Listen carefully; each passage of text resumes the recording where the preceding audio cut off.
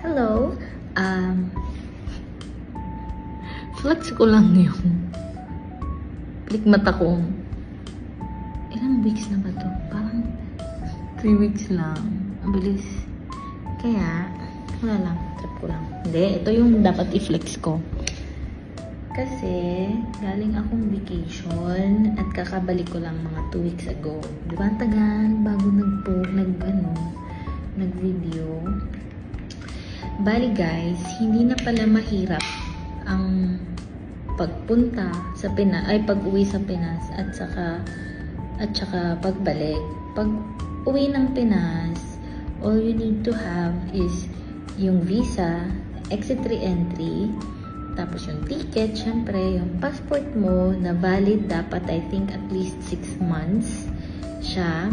Tapos yung e-travel, yun lang, hindi na kagaya dati. Wala na din masyadong madaming kaek-ekan.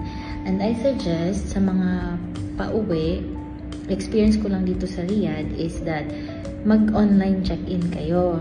Pagdating nyo sa Terminal 4, yung PAL kasi ako sa PAL, is hanapin nyo yung mga personnel ng PAL, yung nagvi-visa check. Huwag kayong pumila agad. Hanapin nyo sila, inform nyo sila na kapag online check-in na kayo, tapos ipakita nyo yung visa.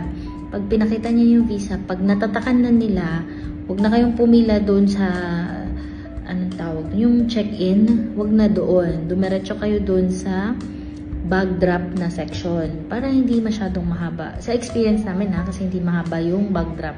Nung pagkatapos kaming itatakan, edi pumunta kami dun sa pila ng bag drop. Tapos yun na, diretso na sa immigration. Swerte lang kami kasi nung nagpila kami sa immigration, wala masyadong tao. Talagang maiksi lang. Tapos wala, present mo lang yung ano pa nilagay namin. Yung doon sa passport, inipit na namin is yung copy ng visa. Tapos, parang nilagay na lang din, ano pa ba? Yun lang, visa lang. Oo, wala naman na sila ibang hiningi sa pagkakaalala ko. Kaya diretso na din. Now, nung pabalik kami na dito, abangan nyo yung part 2. Ha?